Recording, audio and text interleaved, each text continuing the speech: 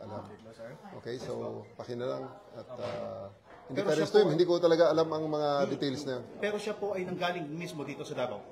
I think so. I would like to think so. Na dito talaga nanggaling sa Davao dahil pinasundo ng eroplano. So, and may convoy na pinalabas sa KOJC. Ang kinikwento niyo kanina ay siya ay sinundo ng C-130 with itong... Hindi ko sigurado na sinundo ng C-130. Basta namataan natin ng C-130 na naglanding sa TOG 11 at pagkatapos ay merong utos sa atin na palabasin yung siyam na sasakyan doon sa hangar papunta sa loob ng airport. Pinaguide ng ating ABSEO, yung Aviation Security Group na unit natin, and then dinala sa aeroplano. So RD, ano pong masasabi niyo kasi all the while, habang kayo ay busy rito, nandito pa rin talaga. At tama po yung sinasabi niyo, nandito si Apollo Kibuloy. Hindi naman tayo nagduda dun. There's no doubt that he's here. Ang pagtatago nga lang. At napag-aralan natin kaya medyo humaba ang ating paghahanap. Dahil napakalaki nga ng lugar. Kaya napag-aralan din naman natin, natututo rin tayo. At saka ako'y nagpapasalamat din kay Pastor Apollo Kibuloy for the realization na ito na talaga ang tamang gawin. Kundi harapin na lang talaga ang batas. Ano po masasabi nyo ngayon sa inyo pong sa tropa na matyagang nagantay, nag-operate for 16 days, nandito sila? Ako'y lubos na nagpapasalamat sa ating mga kababayan. At sa ating, lalong-lalo sa ating kapulisan na nagpakahirap, nagpuhunan ng dugo, pawis, luha at pawis para ma-achieve ang mission na ito. So, maraming salamat sa inyong cooperation. At sagot ko ngayong gabi ang lechon at band. Ano naman po masasabi ninyo, General, sa mga taga-KOJC? Well, ako'y nagpapasalamat din sa ating mga kapatid sa KOJC sa kanilang kooperasyon. At may mga pagbabanghayan siguro, hindi pagkakaintindihan, at may mga engkwentrong mga maliliit lang naman. So, I do hope that this will be the start of the healing. At hindi tayo magkaaway ho. Hindi niyo ako kaaway. I just played my role. Ito po talaga ang ibinigay sa akin na role, ibinigay sa akin trabaho. Kung kaya't ginawa lang ho natin ito in accordance to how we perceive, on how we do it our way. Hello, sir. Ayan po si General. Sir, salamat sir. Torre. Yes, sir. At medyo wala pang rin pahinga. Yes, sir. Opo, sir. Opo, sir. Sinasabi niya na walang yes, sir. Thank you, sir. Even siya ay wala pa rin pahinga ngayon. Pero for 16 days, nagkaroon ng magandang resulta itong kanilang naging operasyon. Okay, 2 linggo kayong nag-ikot. Saan kaya nagtago si Kibuloy? Tama kami. Yung sa presentation ko, tama yun. So, we do think. Yung mga ang mga details I'll just give you sa mga official press statement natin. Okay? So, ako'y nagpapasalamat lamang sa inyong pagkakataon sa ibigay niyo sa akin. I do hope to see you tomorrow kung medyo malinaw na ang mga detalye. Okay? And then uulitin ko lang, sir. Kanina, sir, yung 1 p.m. na deployment ng napakaraming pulis, ano sana yung plano ng PNP? Yun na yun. Whether he surrenders or not. Basta yun ang mga detalye natin.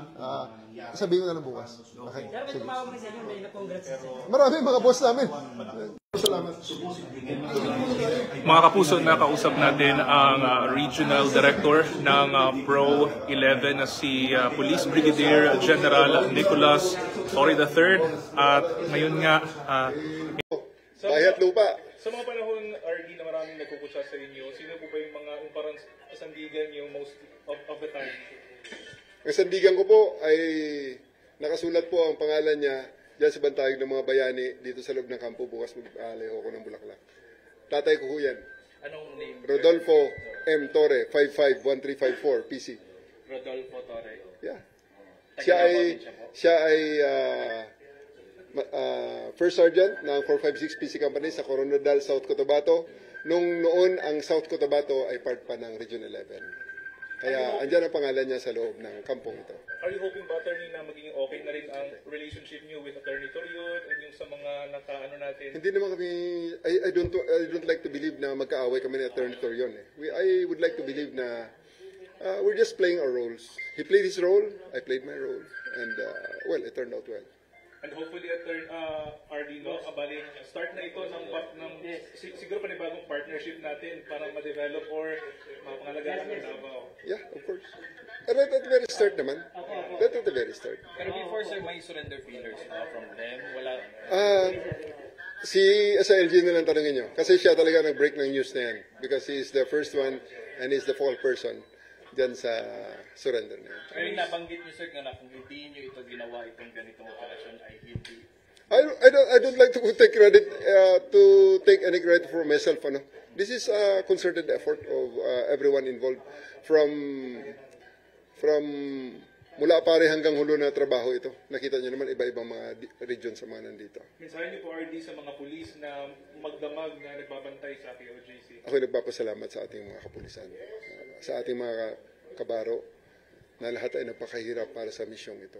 Sana tuloy-tuloy lang ang trabaho, mahalin natin ang trabahong ito at serbisyong ito. And let's be proud that we did our job today. Habol ko lang po, RD, sinakay po daw sa C1.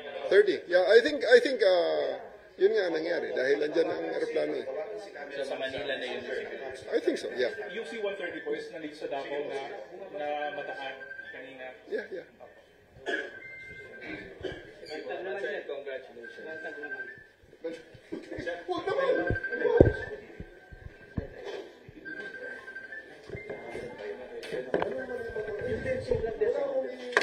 Okay lang.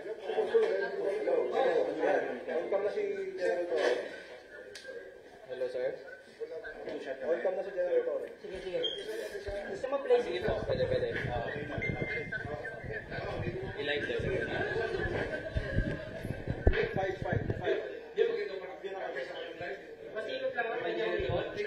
Naka-live din sa ABS-CBN. Dito ko na kuya, parang ano. Audio, sound check. Yan. Yan. Dito ko.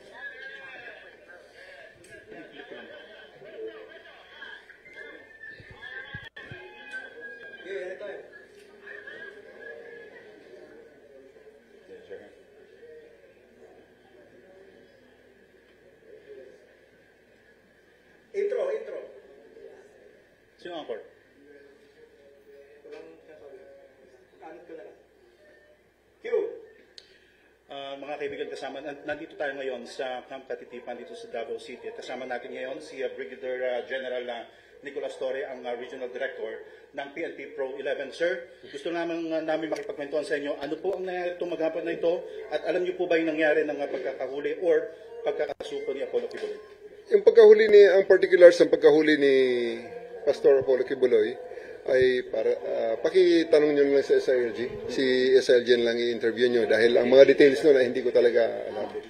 Okay, so paki na lang at in fairness to him, hindi ko talaga alam ang mga details na. Pero siya po ay nanggaling mismo dito sa Davao. I think so. I would like to think so. Na dito talaga nanggaling sa Davao dahil pinasundo ng eroplano. So, and may convoy na pinalabas sa KOJC. Ang pinikwento niyo kanina ay siya ay sinundo ng C-130 with itong... Hindi ko sigurado na sinundo ng C-130. Basta namataan natin ng C-130 na naglanding sa TOG 11 at pagkatapos ay merong utos sa atin na palabasin yung siyam na sasakyan doon sa hangar papunta sa loob ng airport. Pinaguide ng ating ABSEO, yung Aviation Security Group na unit natin, and then dinala sa aeroplano. So RD, ano po masasabi niyo kasi all the while, habang kayo ay busy rito, nandito pa rin talaga. At tama po yung sinasabi niyo, nandito si Apollo Kibuloy.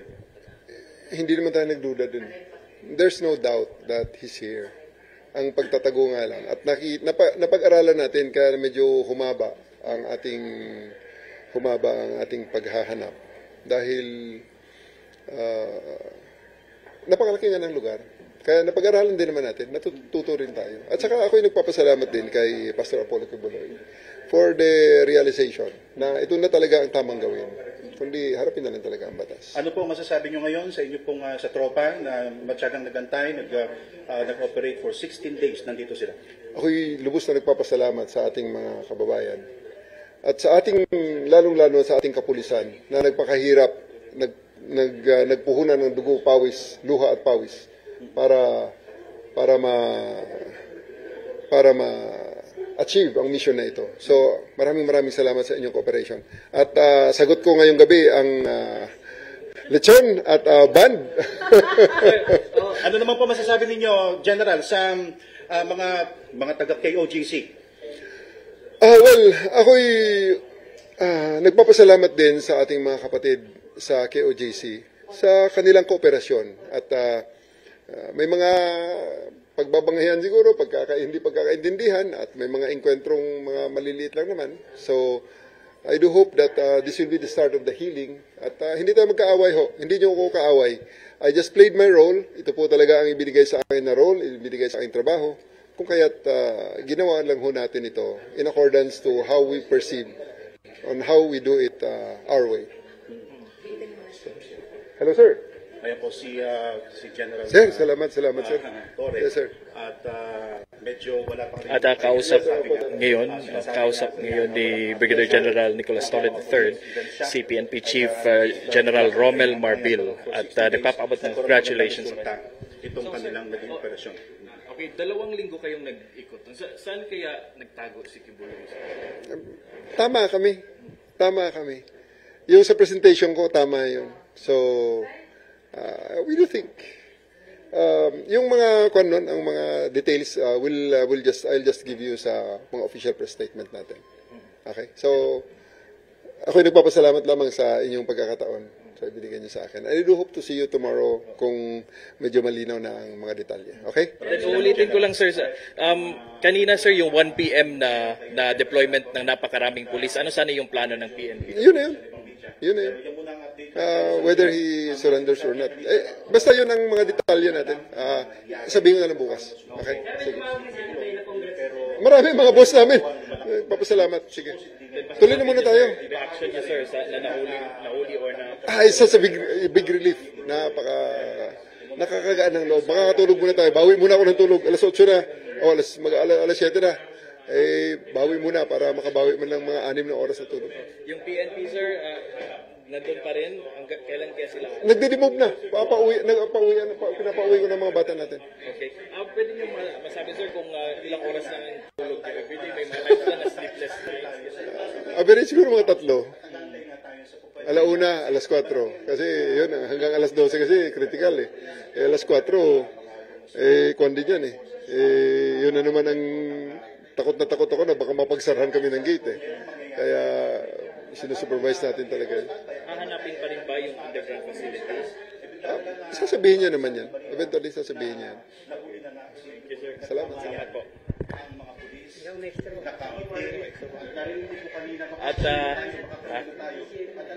At yan ang sitwasyon dito sa Police Regional Office 11. Nakapanayam natin ang Regional Director ng Police Regional Office 11, si Brigadier General Nicolas Torre III, kung saan sinabi niya kung paano sumuko si Pastor Apollo Kibuloy mula sa kanyang hangar dyan sa Kingdom of Jesus Christ. At kanina ay nagabang tayo dyan sa KOJC compound, sa labas ng KOJC compound, kung saan nagdatingan ang napakaraming mga pulis dahil nga ay ang araw na ito na sana talaga ay mahuhuli na nila si Kibuloy at wala namang nangyaring resistance sa panig ng KOJC. At yan ay bandang alas 6 nitong gabi ay sumuko na si Pastor Apollo Kibuloy at nakatakdang dalhin sa Manila at ipresenta ng DILG at ng PNP. At yan ang sitwasyon dito sa PRO 11 kung saan masaya sila dahil nga sa kinuwento kanina ni RD Torre na ilang oras lang yung tulog nila araw-araw, may mga gabing wala silang tulog dahil frustrated na rin sila na mahanap din si Kibuloy doon dahil umabot na nga sa 2 linggo ang paghahanap nila. At yan ang latest dito sa PRO 11.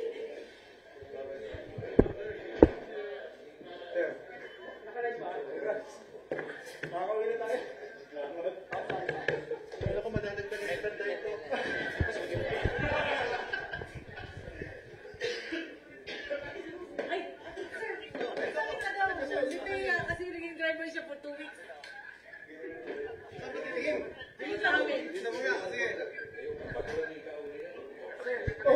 mag-isa dyan. Sir.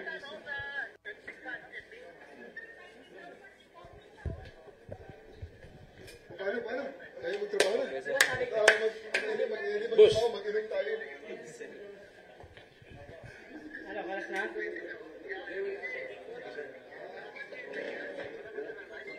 Wala.